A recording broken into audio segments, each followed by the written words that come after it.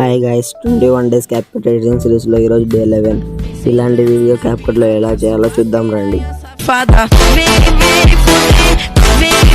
First అయితే మీ ఫోటోని క్యాప్కట్లోకి import చేసుకోండి.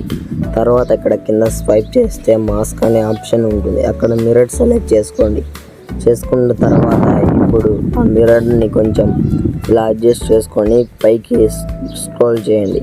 చేసిన తర్వాత ఒక కీ ఫ్రేమ్ ఇచ్చి ఇప్పుడు ఫోటోను లాస్ట్కి తీసుకువెళ్ళి ఇక్కడ మిర్రర్ని ఇక్కడ కిందికి డ్రాగ్ చేయండి. చేసిన తర్వాత ఇప్పుడైతే ఇక్కడ మీ వీడియో రెడీ అవుతుంది.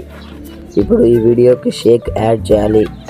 ఇప్పుడైతే ఎఫెక్ట్స్లోకి వెళ్ళి వీడియో ఎఫెక్ట్ పై ట్యాప్ చేసి సెర్చ్ బాక్స్లో షేక్ అని సెర్చ్ చేయండి. చేస్తే ఇక్కడ డబుల్ షేక్ అనే ఆప్షన్ ఉంటుంది. దాన్ని మీ వీడియోకి యాడ్ చేసుకోండి. యాడ్ చేసుకుంటే మీ వీడియో అయితే రెడీ అవుతుంది. అంతే గైస్, మీ వీడియో రెడీ అవుతుంది. ఎక్స్పోర్ట్ చేసుకోండి. అలాగే మన పేజ్ని అయితే ఫాలో చేసి పెట్టుకోండి guys. Hi guys, 21 days CapCut editing సిరీస్లో ఈరోజు డే 11.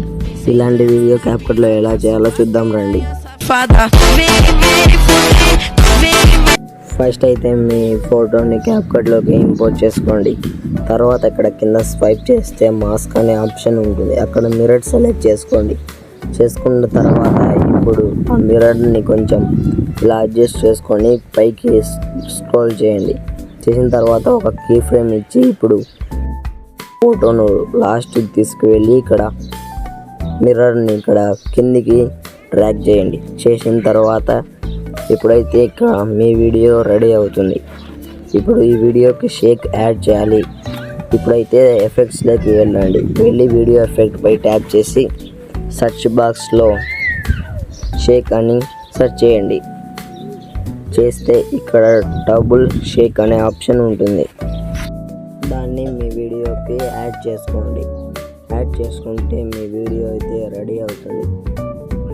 అంతే గైస్, మీ వీడియో రెడీ అవుతుంది. ఎక్స్పోర్ట్ చేసుకోండి. అలాగే మన పేజ్ని అయితే ఫాలో చేసి పెట్టుకోండి guys. Hi guys, 21 days CapCut editing సిరీస్లో ఈరోజు డే 11. ఇలాంటి వీడియో క్యాప్కట్లో ఎలా చేయాలో చూద్దాం రండి.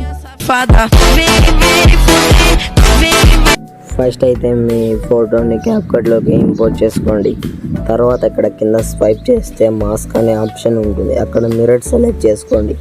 చేసుకున్న తర్వాత ఇప్పుడు ఆ మిర్రర్ని కొంచెం ఇలా అడ్జస్ట్ చేసుకొని పైకి స్క్రోల్ చేయండి.